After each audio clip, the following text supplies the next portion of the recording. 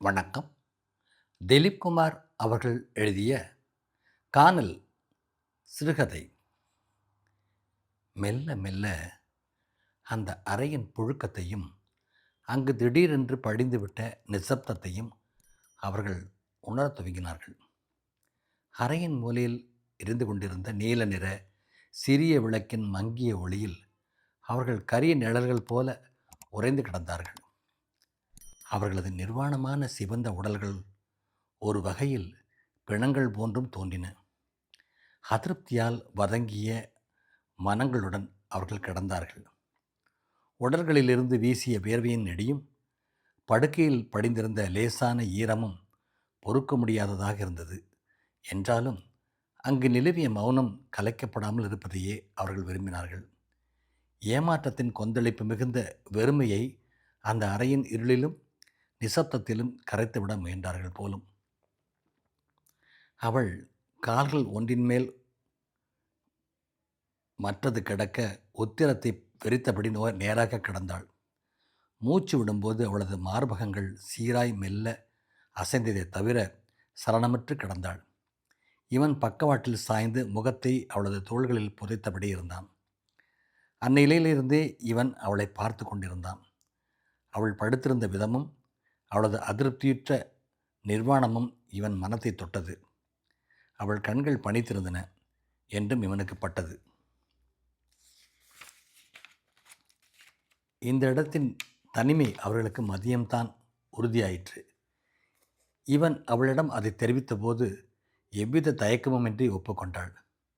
இருவருக்கும் இடையே ஆழ்ந்த கவர்ச்சி என்றும் இருந்ததில்லை. என்றாலும் கிடைத்தால் வாய்ப்பை நழுவவிடக்கூடாது என்கிற அளவு சஞ்சலம் இருந்தது இருவருக்கும். எப்படியோ ஒருவர் மனத்தை மற்றவர் அறிந்து வைத்திருந்தார்கள். சற்று கழித்து அவள் எதையோ லேசாக தீர்மானித்து கொண்டவள் போல சிறிது நகர்ந்து கொண்டாள். இவனும் மௌனமாக விலகி படுத்தான். இவனுக்கு ஏதாவது பேசலாம் என்று தோன்றியது. ஆனால் பேசவில்லை.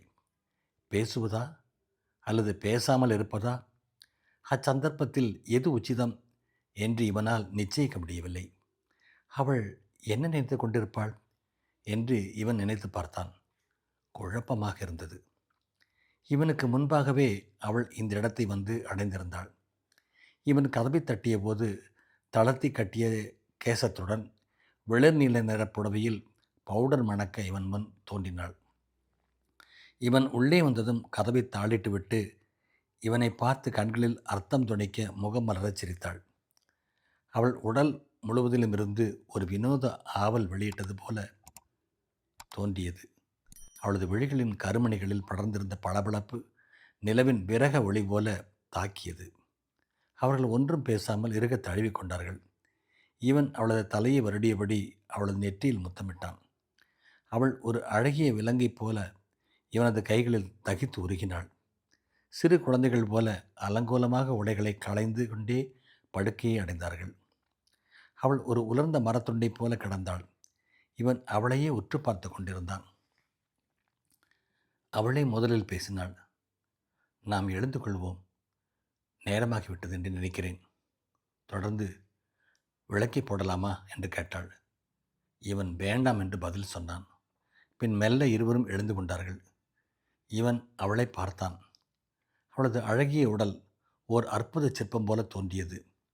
இவன் திடீரென்று அவளை அணைக்க விரும்பி தாபத்துடன் அவளது தோள்களை தொட்டான். சட்டென்று அவள் இவன் கைகளை விலக்கிவிட்டு கொண்டே போதும் என்று நிராசை மிகுந்த குரலில் சொன்னாள். இவன் பின்வாங்கி ஒன்றும் பேசாமல் அவளை கடந்து முன்னரைக்கு சென்றான். இவன் உடைகள் அணிந்து அவளுக்காக காத்திருந்தான். தனக்கு வீட்டை உபயோகிக்க கொடுத்த நண்பன் அவன் மனைவியுடன் இருந்த புகைப்படம் முன்னரையில் மாட்டப்பட்டிருந்தது. இருவரும் அழகாக புன்னகைத்து கொண்டிருந்தார்கள். இவன் தன் நண்பனின் மனைவியின் முகத்தை பார்த்து கூர்ந்து பார்த்தான். அந்த பெண் முகம் தன் எளிய புன்னகைக்கு பின்னாலிருந்து இவனை பார்த்து ஏளனம் செய்தது போல இருந்தது. இவன் குழப்பத்துடன் கண்களை இறுக மூடிக்கொண்டான். மூடிய கண்களுக்குள் மீண்டும் சற்றுமுன் ஒரு வாளிப்பான உடல் தன் மீது சரிந்திருந்த காட்சி தெரிந்தது. அன்றைய கூடலில் பிசகு ஏதும் ஏற்படாது என்றே இவன் நினைத்திருந்தான். அவளது அழகான சிறிய மார்பகங்களை முத்தமிட துவங்கிய போது அவள் இவனை இறுக அணைத்து கொண்டாள். மூச்சுக்காற்றின் மயக்கமும் ஆவேசமும் ஜுவாலையாக எங்கும் படர அவர்கள் கரைந்து அழிந்து கொண்டிருந்தார்கள். மெல்ல மெல்ல நிறைவேற்றத்தை நோக்கிய மென்மையான பாய்ச்சல்கள் துவங்கிய போது உலகமே சுற்றியது. இதோ இதோ என்று உச்சத்தை நோக்கிய கடைசி துடிப்புகளின் போதுதான் எல்லாமே திடீரென்று மாறியது. அலைகள் பின்வாங்க இவன் விழுந்து நொறுங்கினான். இதை சற்றும் எதிர்பார்க்காத அவள் அந்த ஏமாற்றத்தை ஏற்றுக்கொள்ள விரும்பாதவளாக முகமும் உடலும் பதற பயங்கரமாக அசைந்து புரண்டாள். இவன் குற்ற உணர்வுடனும் வாஞ்சியுடனும் அவளை தாங்கிக் கொண்டான். நீரிலிருந்து திடீரென்று வெளியே எடுக்கப்பட்ட மீன் போல சிறு துடிப்புகளுக்கு பின் அடங்கி போனாள் அவள். இவன் அவளை விட்டு மெதுவாக விலகினான். எல்லாமே கணங்களுக்குள் நடந்து முடிந்துவிட்டது. அவள் திடீரென்று விசும்பல்களுடன் அழத் துவங்கினாள். இவன் பேசாமல் கிடந்தான். அவள் முன்னறைக்கு வந்தவுடன் இவன் கிளம்ப ஆயத்தமானான். அவள் முகம் தெளிவாக இருந்தது. கண்களில் அதிருப்தியின் தீவிரம் குறைந்திருந்தது. அவள் இவனை பார்த்து லேசாக புன்னகைத்தாள். வீட்டை பூட்டிவிட்டு இருவரும் தெருவுக்கு வந்தார்கள். தெரு வெறிச்சோடி இருந்தது. வானத்தில் நிலவு மிதந்து கொண்டிருந்தது.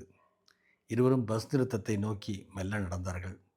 சாலை மரங்களின் இலைகள் சலசலக்க காற்று வீசிய போது இவனுக்கு ஒரு அலாதியான விடுதலை உணர்வு ஏற்பட்டது. மனதின் இறுக்கம் குறைந்தது. இவன், என்னை மன்னித்து விடு. அவள், எதற்காக? இல்லை, என்றுமே இப்படி நடந்ததில்லை. நீ எப்படி உணர்கிறாய் என்று எனக்கு தெரியும். பரவாயில்லை, எனக்கொன்றும் வருத்தமில்லை. நான் எதையும் நிரூபிக்க விரும்பவில்லை. என்றாலும் சொல்கிறேன், இப்படி நடப்பது இதுதான் முதல் முறை. பரவாயில்லை. ஒருவேளை இன்று நான் ரொம்பவும் உணர்ச்சி வசப்பட்டு விட்டேனோ? சரி, பரவாயில்லை, விடு. இல்லை, இந்த வாய்ப்பின் திடீர் தன்மைதான் என்னை தேவைக்கு அதிகமாக பரவசத்துக்கு உள்ளாக்கிவிட்டது. சரி, விடு. உன் உன் துணிகரத்திற்கு பயனில்லாமல் போய்விட்டதே என்று வருத்தமாக இருக்கிறது. போதும், பேசாதே. உனக்கு என் மீது ஒரே வெறுப்பாக இருக்கிறது இல்லையா? இல்லை. என் உடலின் ஆற்றல் குறித்தும் உனக்கு சந்தேகம் வந்துவிட்டிருக்கும். இல்லை. நீ பொய் சொல்கிறாய். போதும், நிறுத்து. தயவுசெய்து நீ என்னை யாருடன் ஒப்பிட்டு பார்க்காதே, குறிப்பாக உன் கணவனோடு. அவள் எதுவும் பேசவில்லை. அடுத்த முறை போதும் உன் உளறல். அவர்கள் ஒன்றும் பேசாமல் நடந்தார்கள்.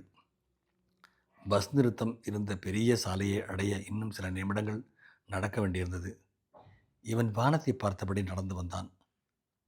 அவள் தெருவில் விழுந்த தன் நீண்ட நிழலை கவனித்து கொண்டே வந்தாள். திடீரென்று இவன் மீண்டும் பேசினான். நாம் இன்று சந்தித்திருக்கவே கூடாது. ஆம், நாம் என்றுமே சந்தித்திருக்கக்கூடாது. பஸ் நிறுத்தம் காலியாக இருந்தது. அவர்கள் மௌனமாக நின்று கொண்டிருந்தார்கள்.